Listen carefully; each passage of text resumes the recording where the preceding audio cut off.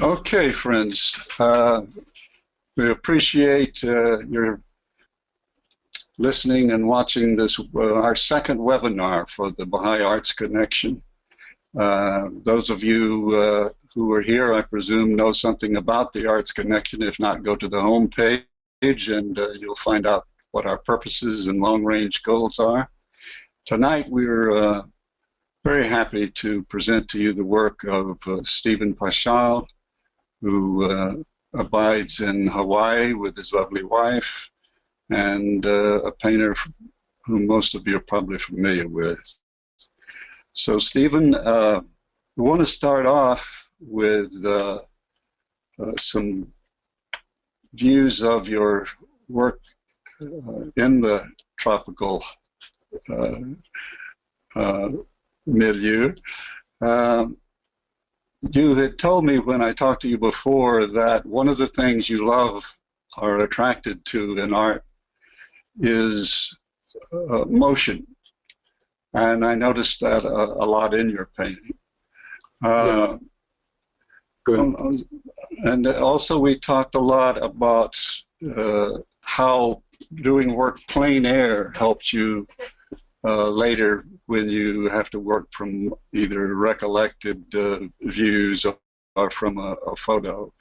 Well, first of all, when did you start painting, and how long did you do plein air work?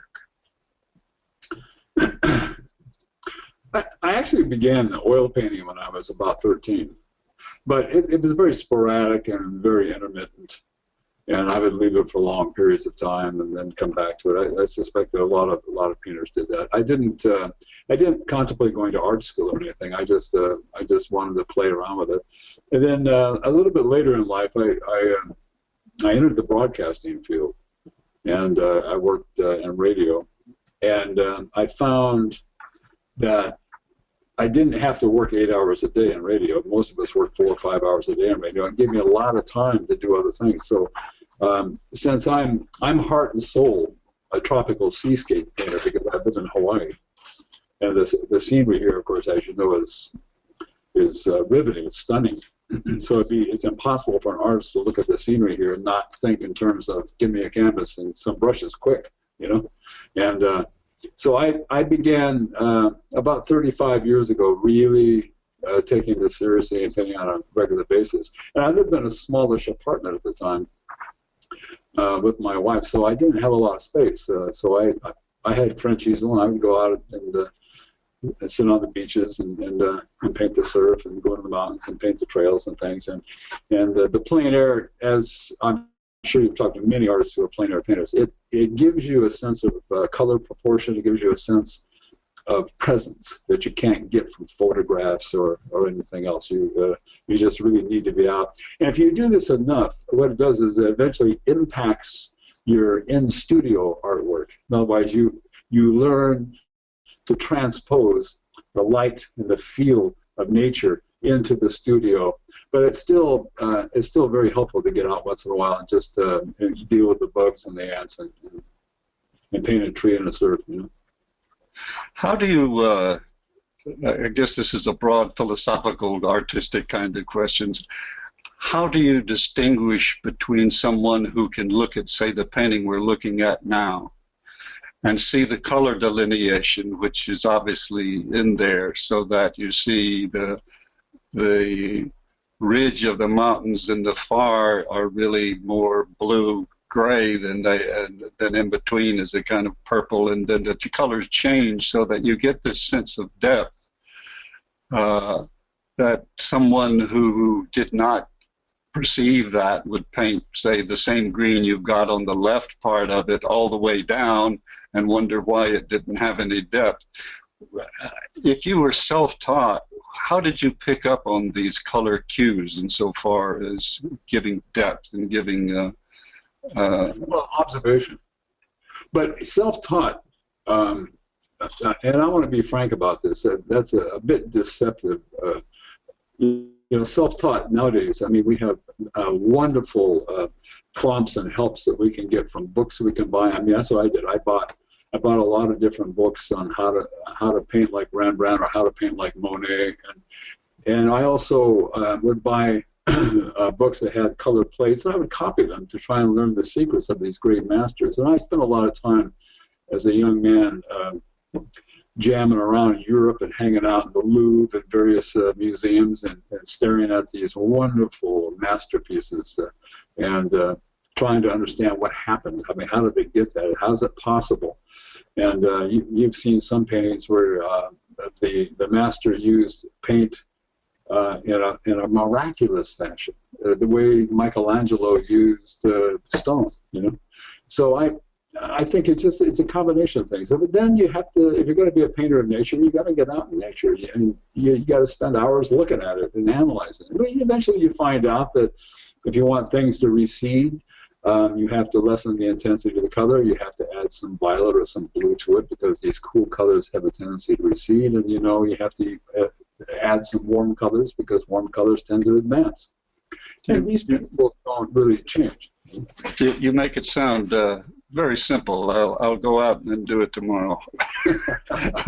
But the fact is that, for example, this piece here, there's so much stuff going on insofar as things that someone could look at and have no idea, even if they studied other painters, how to make that happen, such as we know the light of the sun is to the left because we see the shadow of the trees on the sand on the beach. And you get this sense of the waves, and again, you've got there's one thing I love about your work is it's a term that Roger Banson, another Baha'i painter, talked to me a lot about with regard to a favorite painter of his, Gurney, Bill Gurney, I think it is, who has a book on light and color. And that is the economy of your work. Are you familiar with the term? Do you use that term in discussing art? I think that enters into your techniques when you do a lot of plein air work when you're outside, because the light's changing so rapidly, and you get a sense of the light playing off a particular thing, a tree or a wave, and you want to capture that. You've got to hurry up and get it, and you haven't got time to be fiddly about it. You mix it the best you can, lay it on, and if it works, you leave it. You just leave it. And I think. And I'm sure Roger, he does a lot of plein air work. It's beautiful work, and I'm sure he does the same thing. I'm sure he's very economical. Another thing that both of you do as well is, for example, this piece here, one gets the sense that you could actually touch each frond, each leaf on each frond on those palm trees and those two coconuts and so on. I mean, of detail that's very elusive. You think the detail is there, but you're actually cueing the eye of the reader, of the viewer, aren't you? I mean, you're suggesting something that the mind and the eye of the viewer will then complete. Well, as you mentioned when we first started talking, you mentioned that I'm kind of enamored with movement and trying to portray movement. That comes from my discovering a Monet painting when I was in 8th grade in the library. I went to a library, and that one there is called Boulevard des Capucines. I believe that's how you pronounce it. And I remember, I was about 13, 14 years old when I opened the book in the school library, and I saw that, and my heart leapt into my throat. I was flabbergasted. I was stunned. I thought, how can anyone with little licks of paint on a brush make those people move and make those carriages jostle against one another? I can sense the branches of the trees slowly waving and touching one another. I thought the light and the movement of this painting just completely reoriented my psyche, and it just it tied my brain in an artistic knot. And I said, okay, I've got to learn how to do this. I can't let this go. I've got to learn. Yeah. And so I must have copied this painting, 4 or 5 times before I was 16 years old, just to try and figure out what he did. You tried doing it yourself? Oh yeah, that's if you don't go to art school, one of the accepted methods is you copy the masters to try and learn their secrets, to find out what happened. There was a great Hudson River School artist called George Innes, and he he painted sunsets and sunrises of the eastern seaboard landscapes that would just take your breath away because of the lighting, the way he would play with the light. And I used to copy those, and and John Singer Sargent, Rembrandt, all this. So anyway, that's, if you're not going to go to art school, I mean, it's as good a way as any to try and figure out how these things work, and that's what I did. So. That's amazing. It is. It's wonderful. Let's go. Since this is a Baha'i Arts Connection, let's not be timid about touching on the Baha'i themes, because certainly your work, above all else, captures scenes that those of us who've been on pilgrimage, or those of us who are familiar with the figures of the faith, appreciate with much gratitude to you. Let's take this piece here. You've got the master walking in, I presume, the streets of Akka. It's called Strolling in Akka, right. And tell us a little bit about both you've got both linear and color perspective involved, and also, again, the economy, the suggestion of clothes on the line, and yet if you look closely, they look like, probably one stroke of the brush, or a couple anyway, might have suggested what's hanging up there, and then we can't see the faces exactly of the people in the background, but we feel like we can. And so again, incredible economy, and yet the thing comes to life so beautifully. First of all, how big is this painting physically? I believe it was 18 by 24, something like that. I don't remember it because it's gone. I don't remember where it's hanging anymore. Somebody got it, and I think it's in Europe or something. But it's about 18 by 24, not a terribly large painting. And the way you describe all these little things, I mean, I keep thinking, gee, I didn't know that. Well, you make it sound really good. One of the reasons I do the Baha'i themes, it's a bit of a selfish reason. I love history. That's part of my bag, and this is my way of going back during that time and immersing myself and participating in it. And so I've been on pilgrimage a couple of times and walking the streets of Akka, and I remember just thinking, God, I mean, I can just see the master walking down there, even Baha'u'llah. But of course, you can't paint Baha'u'llah. But I thought, the way to get into that period of history and experience it is to try and replicate what it looked like during that time. And I had mentioned to you earlier that I was raised a Catholic. I became a Baha'i in '69, and if you're raised in a good Catholic or Christian traditions, you have these wonderful paintings of Christian or Catholic history to draw from some of the greatest masters, Titian and Rubens and all these.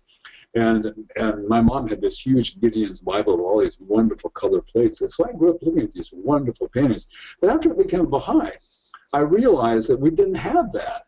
I mean, what we had was actual photographs, but a lot of those photographs of the places were, kind of dated, taken in the late 19th century, early 20th century, were not particularly great quality. And they were in black and white. And so I kind of moved from a Technicolor involvement to a black and white. And I thought, this won't stand. I can't abide by this. We got to find a way to put some flesh on the bones here. So that was also one of the reasons I got into painting some of the Baha'i themes, because I wanted the young people growing up to be able to put themselves in the place and what it perhaps actually looked like during that time. And so I would use the photographs, but I'm guessing, obviously. But I think that some of the good photographs tell us a lot. And I was the same way when I wrote Ali's Dream. That was the first book I wrote for the faith, and that was the same. I did it for the same reason, that I grew up as a Christian, and I knew all the stories from the Old and New Testament, and pictures the same thing. And we made a sukkah booth and Methodist church in the children's classes and so on. And so I wanted that same kind of memorable recollection of history for the Baha'i children. But this picture of the master, one thing that amazes me, I mean, even expanding this to its real measurements, that face is so completely his, and yet it couldn't be what, 3/4 of an inch on the painting. No, yeah, it was small. But you get lucky sometimes, you know. Yes. Now, was this done from a painting, or did you from a picture? Did you transpose a picture? Well, I used several photographs. If I remember right, there was 3 or 4 of them, and the most important, I didn't really concern myself with the features so much. I was mainly concerned with trying to visualize and capture what I think was Abdu'l-Baha's gait when he walked. You have it. I mean, because I've seen films now. They have a couple of videos of him and pictures of him walking, and that's one thing you've captured in a couple of pictures. We'll see. Let me go down to one of them now. One of my favorites, this one right here. I love this picture. This just it's just so I hate to say moving because it shows the master moving, but once again, your love of motion, you've got him in motion. Well, this is called On the Way to the Most Great Prison, and there's an actual photograph taken, a period photograph taken during that time, very good photo, that gives us that scene. I mean, relatively. And when I first saw that photograph, I thought, hey, and I remember reading where Abdu'l-Baha would walk, sometimes along the beach, and sometimes along this beach road. And he would sometimes take his carriage as well. And I thought, what would he look like walking down that road towards the most great prison? So that's what inspired that. I mean, I don't picture the master, doing anything without purpose. I think when he moved with purpose, and that's what I try and find within the painting itself is, can I portray that? Does he look like he has purpose?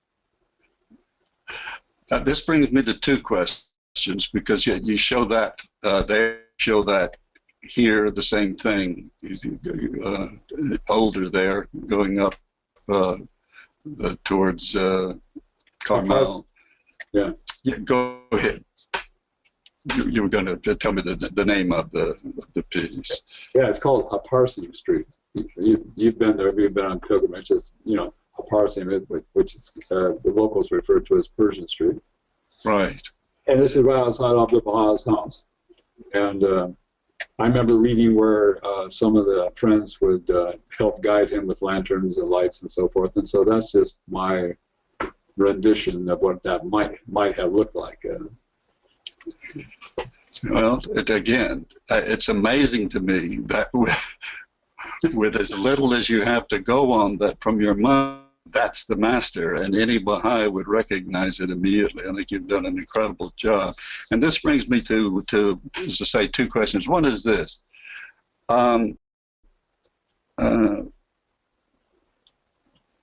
We're taught in the faith that everything, that our primary purpose is to be of service. At what point in your painting did you realize that this had to be ingrained into what you did? Because clearly this is a service. You're giving us a visual reference. The first time I painted a Baha'i theme years ago, somebody, I don't even remember what it was. I remember. I had Abdu'l-Baha walking towards this on the same street but a different angle in the daytime, a nice hot day, and he was way off in the distance. And somebody got that, and then they later told me that when people would come into the house, they say, "Interesting painting. Who is that?" And they had a chance to launch into a fireside chat and tell people a little bit about the Baha'i faith. And so I realized then it could easily be a teaching tool. So with that in mind, I continue these Baha'i themes, hoping that people would use it as a teaching tool, and they seem to be able to do that. So. Well, there's no problem seeing why. I mean, you've got here again with both this view of looking back at Aka, and then the one of the master walking here with Aka in the background. You've got the sense as a viewer that there's so much detail there. Oh, I remember that building. You know, I can see the prison, and I can see the tower where the Muezzin gives the call to prayer and so on from the mosque and so on. And yet, if you look carefully, there's really hardly anything there that you have put other than these very suggestive little bits of paint. I guess that's, again, what I'm talking about with the economy. It's just incredible to me that you've brought so much that you call, well, this is the other question I want to get into. To what extent does great art require a great audience? In other words, poetry, Robert Hayden once said that poetry is saying the unsayable. In other words, finding a way to say what couldn't be said without the poetic medium. And of course that's true if you're talking to people who have the sensibility to want to hear something that they haven't heard before. Well, I think painting, you know, great painting requires something of the audience. What do you think about that thought? That for whom are you painting? Just for Baha'is, or do you have, when you're painting something, do you have a viewer in mind, or is it just for your own enjoyment? I think I don't have a viewer in mind until after it's finished. Perhaps, to be perfectly honest, I just concern myself with how it makes me feel. Does that sound self-oriented? I have to feel good about it, and then if I feel good about it, then I feel fairly certain that somebody else will feel good about it. But I don't get into that when I'm formulating the painting or painting the picture about, you know, will somebody like this? Oh, maybe once in a while I do, but as a rule, no. I wait till after and then think, well, maybe somebody will enjoy this. But you know, as to your comment about being able to suggest certain things that aren't really detailed, once again, I kind of take a page out of the Impressionists handbook, and that is to approach something with painful detail. It's fine. There are a lot of wonderful artists. Duffy Sheridan comes to mind. Wonderful painter, great painter, and does a lot of high-resolution stuff. Just beautiful, and it doesn't freeze frame on the way some do. But I find that for me to depict motion and aerial perspective, which the kind of stuff I do really requires an application that lends itself to aerial perspective. I want people to get a sense of distance and time. And getting in too much detail tends to destroy that, in my opinion. You know, you've got to leave room for the imagination.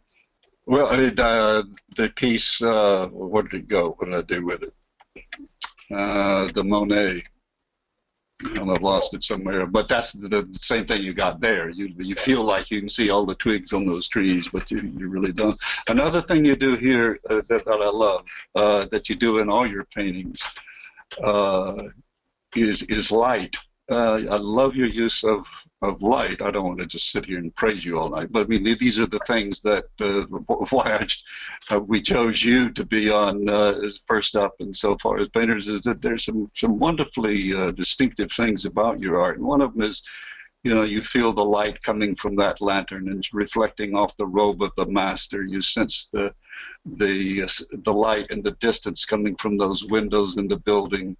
And then above the mountain, you can see, just as you would on a maybe a moon. It looks like it might be a moonlit night, because you can actually still see the slight blue in the sky and the clouds and so on. But then you go down, and there again, the light of the lantern reflecting off the robe of the camel rider and the camel itself, and then the lights in the distance off the catches of these small boats. but this here, this is one I love so much because it's obviously full daylight. As you see by the shadows that it's probably noon, and you feel the heat of the sun, and you feel it's so bright. And I can't, I don't know exactly how you do it, but it's. Well, I live in an environment here in Hawaii that I mean, if you've been to the Holy Land, I know you have, and you on a hot summer day, the light can portray itself very much like this, and it's the same here in the tropics where the light's very, very strong, the shadows are very strong, and so I'm basically just lending to the painting what I get just about every day here, you know, and that's strong light. So. But where it comes through most to me is if I look at it as, okay, how would I do this? It's really the light reflecting off that sand. Yeah. And you paint the beach enough times, and you paint the sand on the beach. It's pretty much the same principle. You know? Yeah. Certain colors lend themselves to that.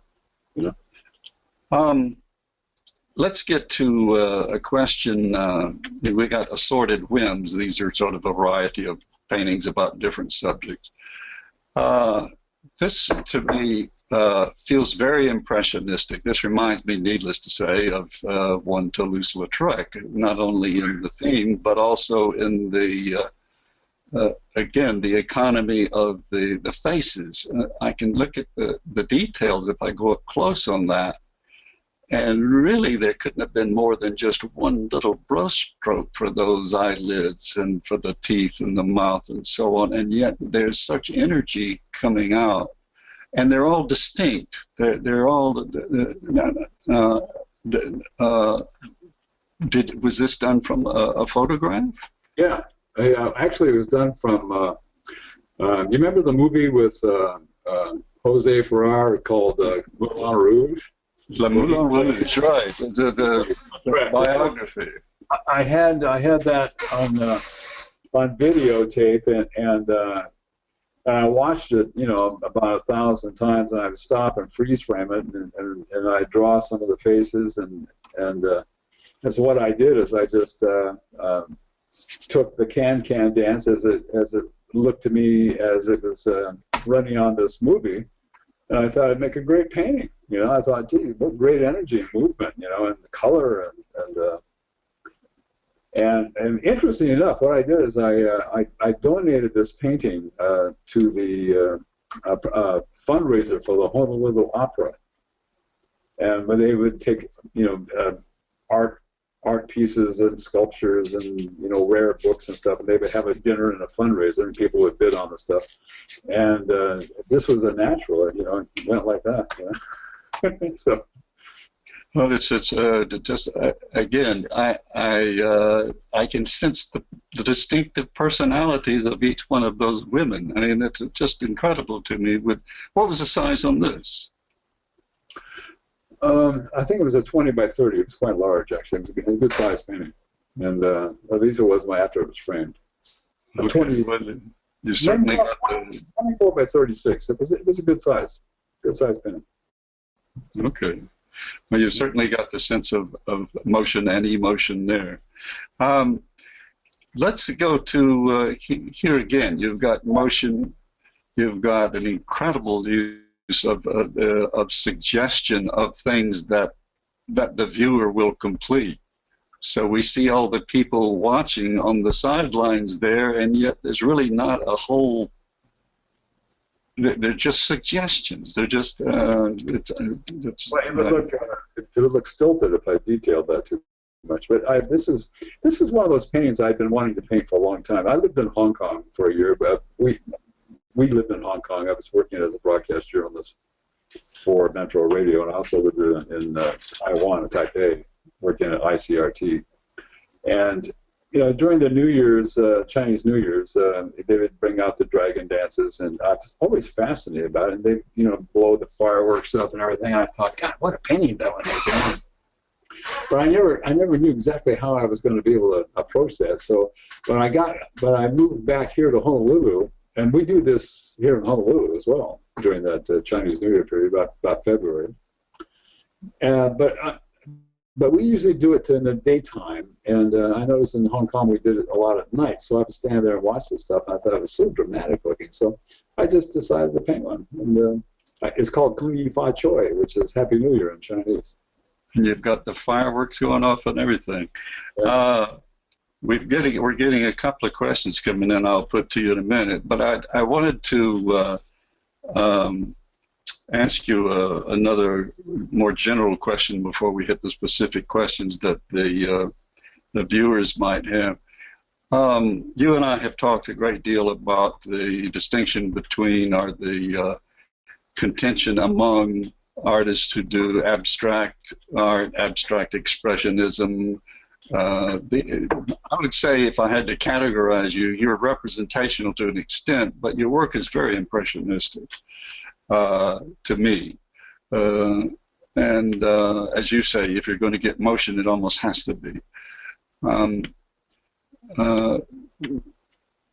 What is the difference between, in your mind, or is it, let me see, how do you justify to someone who would posit the theory that if you're going to do representational work, you might as well take a photograph of it?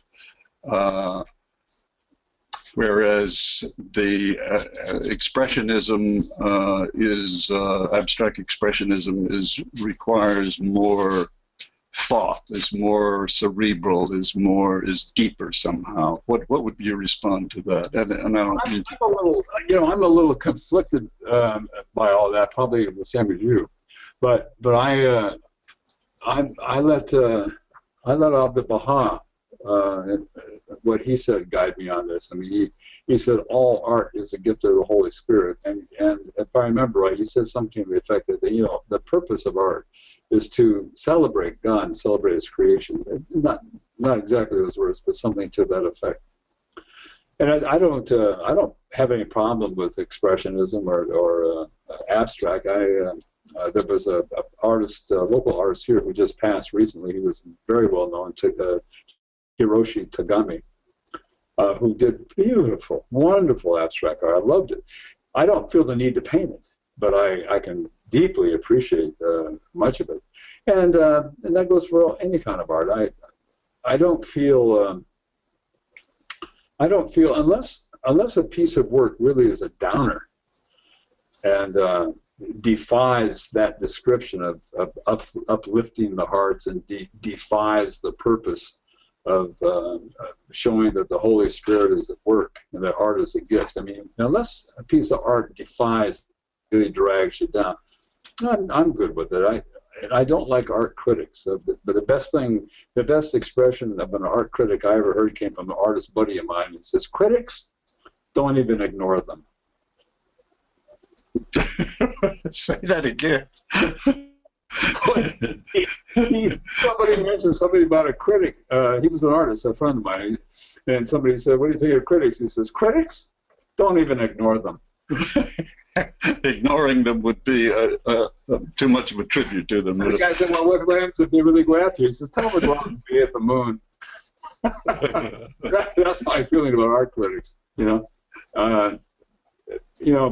People who know how to paint, and people who would like to paint but can't become art critics, as somebody once said. So I don't pay attention to it. Okay, this piece here. Well, tell us about it.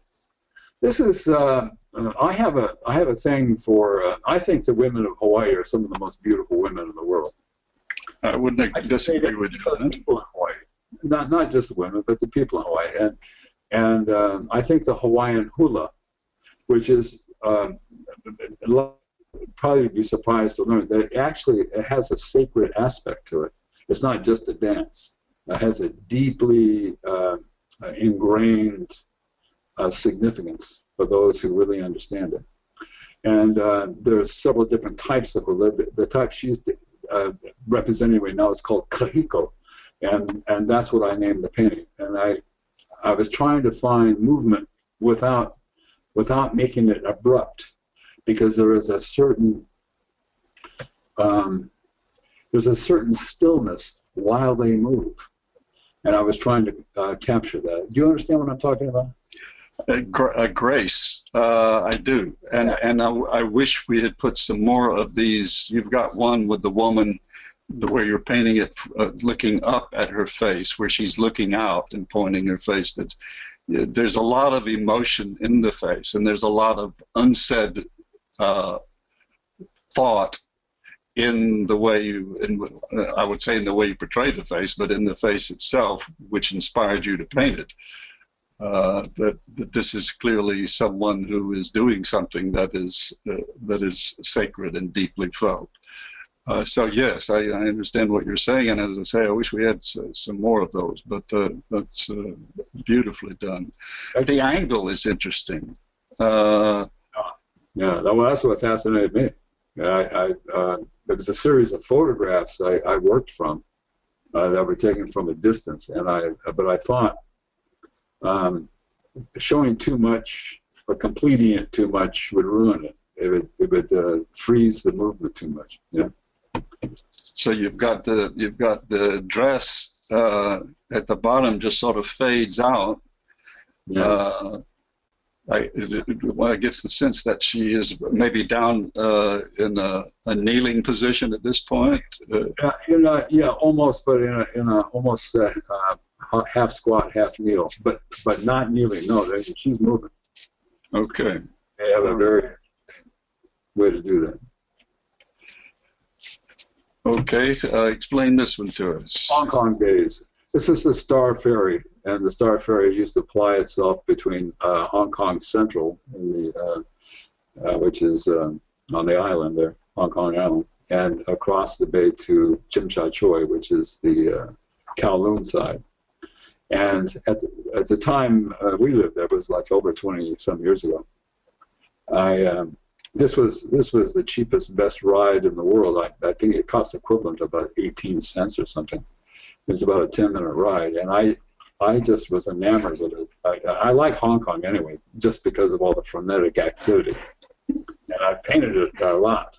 And so I just would just go back and forth on this darn thing, just back and forth. I'd ride it back and forth for hours. And of course you see fabulous people, fabulous faces, Chinese, Indian, everything, and it's just a great place to study imagery, and get a sense of motion. Plus on hot days, if you're out in the open, it was probably one of the coolest places in Hong Kong, because when those summer monsoons were blowing, boy, it gets sticky. But you always had a little breeze on the Star Ferry. So I thought I'd kind of memorialize it that way. Yeah.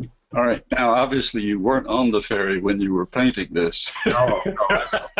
Yeah. No, I was leaning over a rail, sketching it. So. So you did the original sketching from plein air then?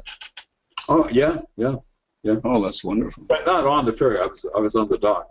No, I understand. But I also when I had a chance, I also took photographs because it helps you with the details. Helps you be able to suggest the details. It's a fascinating boat. Yeah, I've got a question to put to you from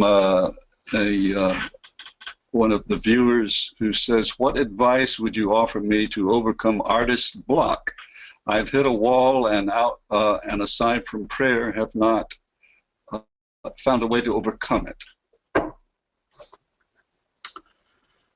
No, I think we're all afflicted with that from time to time. I don't know if there's any particular way to overcome it. I think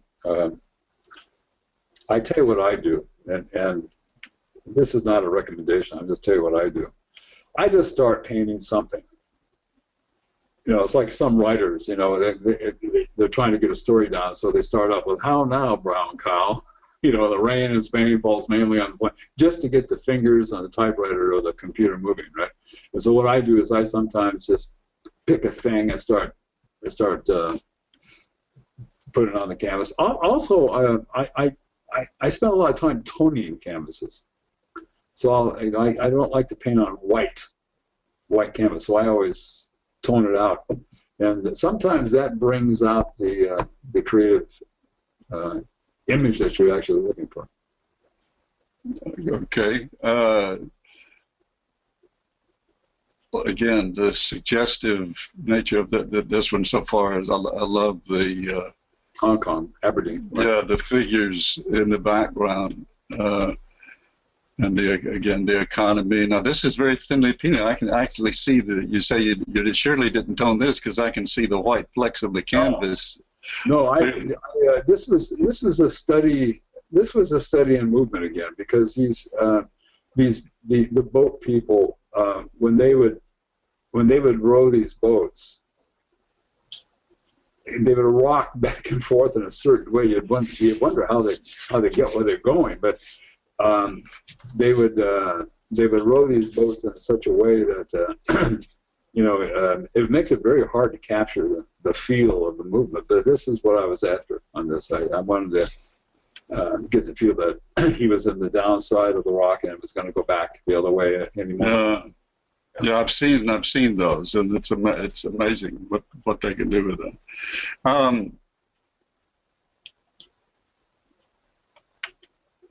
We're getting now into some actions, adventure stuff here. What was this done for? A commission piece, or what drove you to? I do cover art for Academy Games, and they produce a lot of different games. Games of historical battles, like Napoleonic or Gettysburg and things like that. And since it's history, I don't have a real problem with painting war. I try not to get gory and stuff, but I mean it is a fact, and people buy these games to study what happened, and I kind of enjoy it because it kind of puts me back during that time, and I can kind of visualize what happened. This is this game that's called 1775 that Academy Games published, and I wanted to show what the Revolutionary War looked like at a particular moment. You know what I like? You're not going to like this. Right? The dog. Exactly. That's what everybody tells me. It's the dog on the right. The dog knows there's a guy behind that tree, and he's trying to tell the dummies who are coming that they're about to get shot. Yeah, there's a story behind that, because the owner of Academy Games, Eichert, a good buddy of mine, I had painted this without the dogs. And he's looking at it, he says, "You know what would be really cool?" I said, "What?" He said, "If you put a couple of dogs in it," because he liked hunting dogs. I said, "Yeah, you're right. But did these guys actually have hunting dogs out when they were trying to find the revolutionary guys?" He said, "I don't know." Anyway, I put a couple of dogs in. But everybody now says, "I like the dogs in that painting."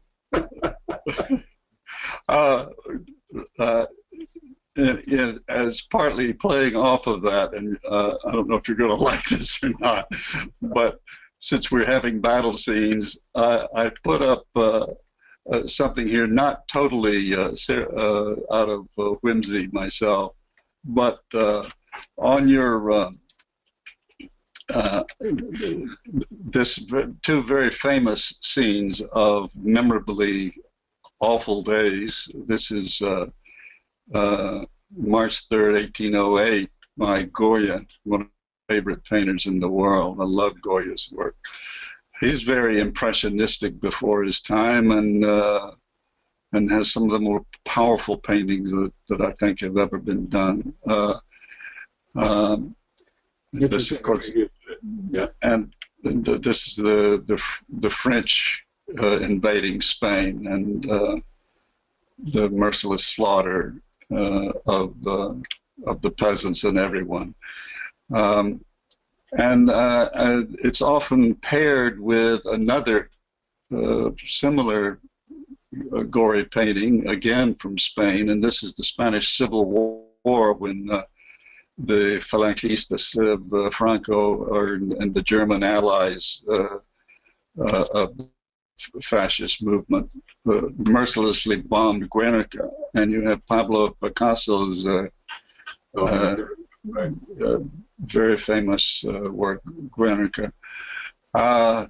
You were telling me before we started a story about this. I think the audience might appreciate it. Well, there's a copy of that hung in the UN, a copy of this painting, to remind the members of the UN that one of their objectives, one of the main objectives, is if not the abolition of war, at least the preventing of war by depicting, because Picasso wanted to depict the carnage of war in this painting, and he wanted they wanted to remind each other of that. So when Colin Powell went into the UN to try and sell everybody on the idea we should invade Iraq, they took this down.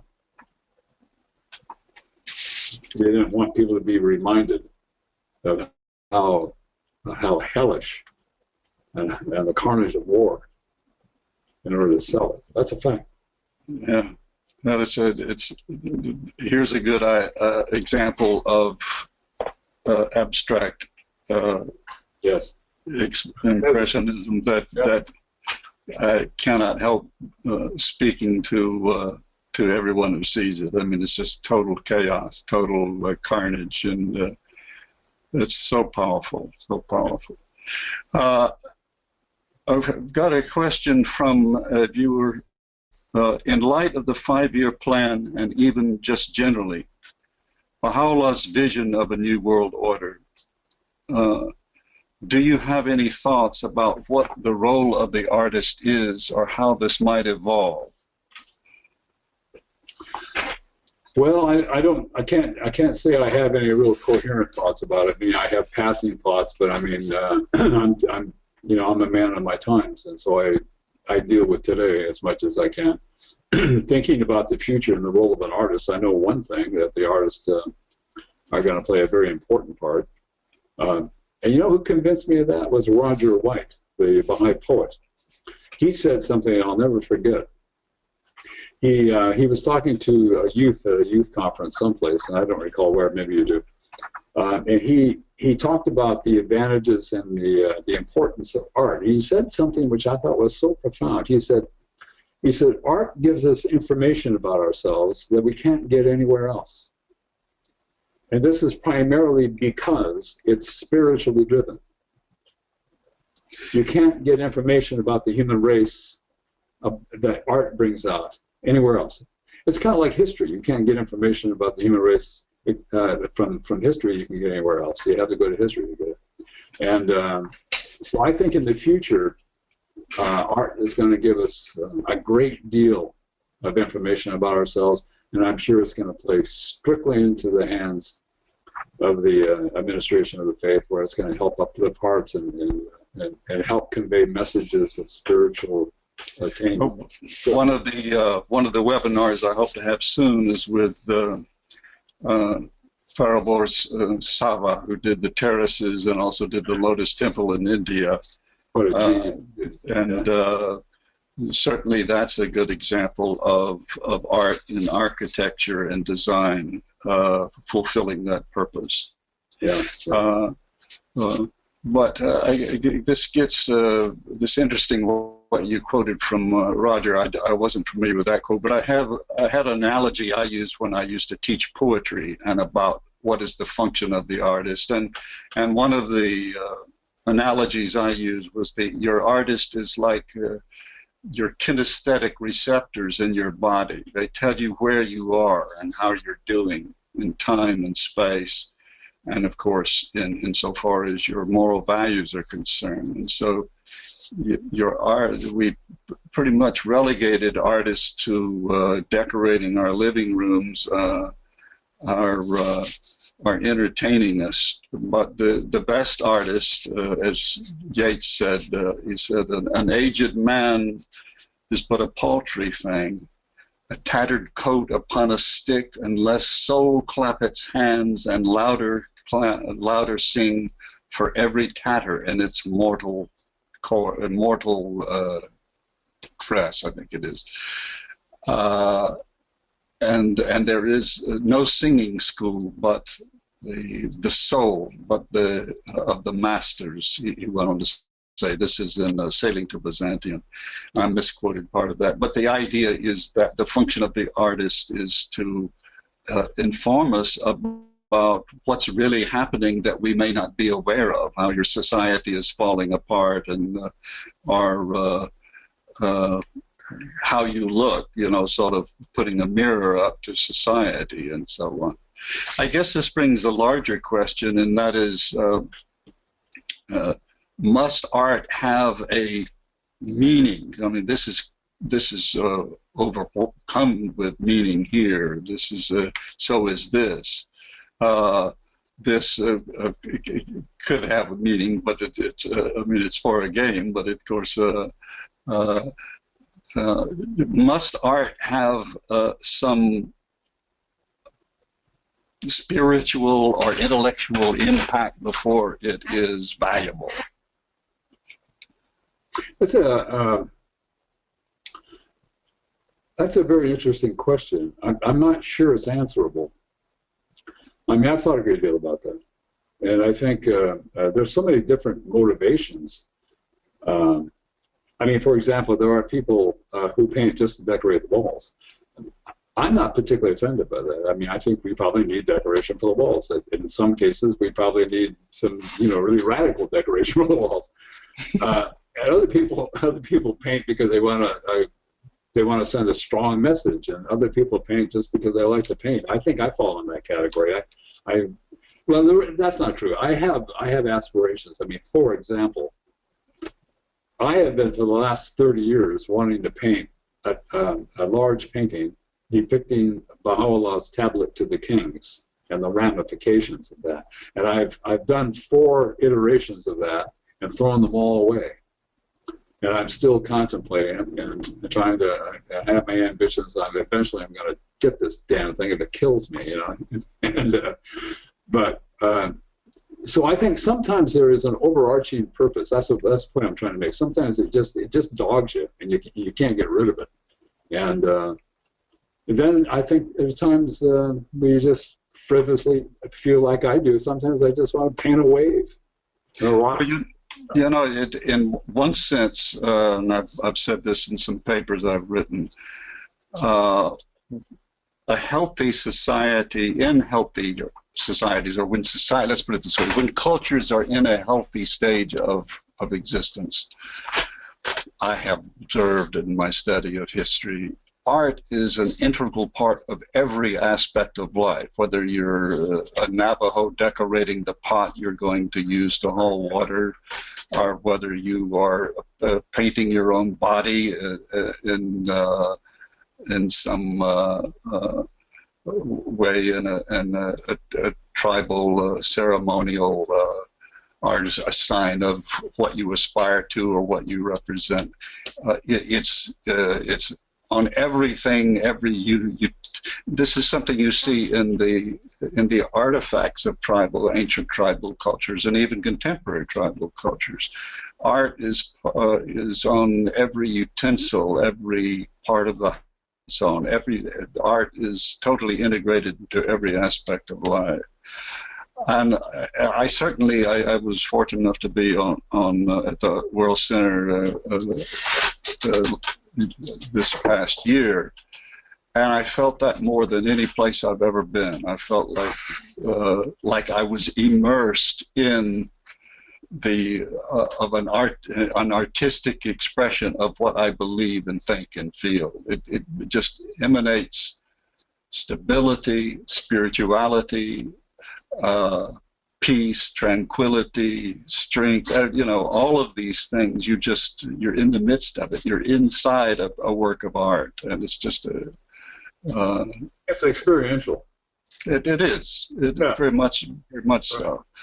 Yeah, and to me, I think the best art does that in some way. The best art demands something of you, whether it's music that you have to listen to time and time again to get all that's there, or whether it's not just to make you feel good only. It's to make you, well, I guess to elevate the soul, just what we started off with. Well, I tell you what, we've gone on for almost 55 minutes. Do any of the viewers have some questions before we close up here? If you do, write them on the questions part of the GoToWebinar, and I will relay them to Stephen. Any other thoughts while I'm waiting for? Well, I was going to play off what you were just talking about. I remember a friend of mine said he thought good art plundered the imagination. It's an interesting term, isn't it? sort of the artist as an active agent rather than. Well, I've got one from a viewer here. What is your definition of art? That's even a little larger than any of the other questions we've asked. What is your definition of art? I don't know if I have one. I mean, I think I know very few artists that would answer that question. I mean, the definitions of art are probably in the eyes of the beholder. I mean, I think art generally has to uplift the spirit. I think it has to be, it has to serve the purposes of God, in my opinion. I don't think painting a lot of negative stuff and downers and paintings that depress people, I don't think that's necessarily useful. Although I suppose it can be under certain circumstances. What about Goya's dark period? I mean, I'm not qualified to answer that, frankly. You know, listen, I'm not an expert on art. I just paint, and and I'm content to be just a dumb painter. So when I get to the next world and they say, "What'd you do?" Well, I paint. You know. You got anything that needs painting? Sometimes I pay the rent. You know. All right, I've got another question for you. Do you take apprentices? No, I'm not. Have you in the past, or do you now? No, I'm not. I have in the past. I've taught some people some basics and stuff, and sometimes kids, but I'm not. Not a teacher. I'm not qualified to teach art. You know. Well, let's put it this way. I'm sure you're qualified, but you really just don't want to. Am I right? I think yeah. I'd rather just, you know. But if somebody says, "Well, how do you do that?" I'd be glad to explain it. I mean, I just don't want to get into any kind of serious class, you know. Okay. I got another question for you. Do you get the same color satisfaction from acrylics as you do from oils? No. Why?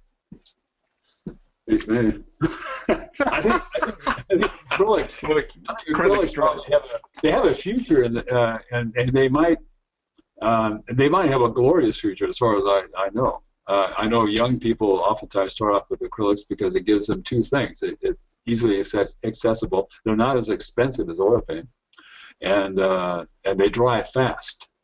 They do dry fast, even when you don't want them to. They do. Well, yeah, and if you want to slow it down, you got to buy that special retarding agent. But no, there is, in my opinion, there's no medium like oil paint. Oil paint is transcendent. Used properly, it's so rich, and it reaches into your heart and just said, dig this, you know. And having said that, I mean, I've seen beautiful watercolor that does the same thing, but I haven't seen acrylic, and I've used acrylic. It just doesn't do that for me. You know? No.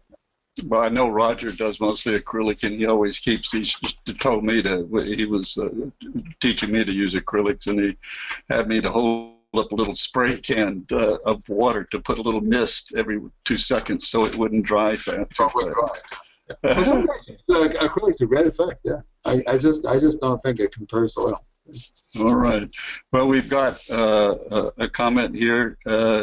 Thank you. I really enjoyed this. Stephen, your work is beautiful. Thank you for sharing with us your thoughts and story. A lovely comment. Thank you very much. Appreciate it. Okay. All right, my friends. Our hour is up, and we will stop now. If you have any further questions, we can go to the final slide here, which gives you the contact information and the email information for Stephen. His website, stephenpaschal.com, and you can see some more of his work. And if you have questions to ask him, you can write to him at scpaschal@yahoo.com. Stephen, thank you so much. It's been a pleasure. I enjoyed it very much. But it's always good talking with you. Always good to talk with you, too. We have a lot of parallels in our life. Not all of them good parallels, but that's another subject. We've run into the same kind of trouble, haven't we? All right. Aloha, friends. Aloha.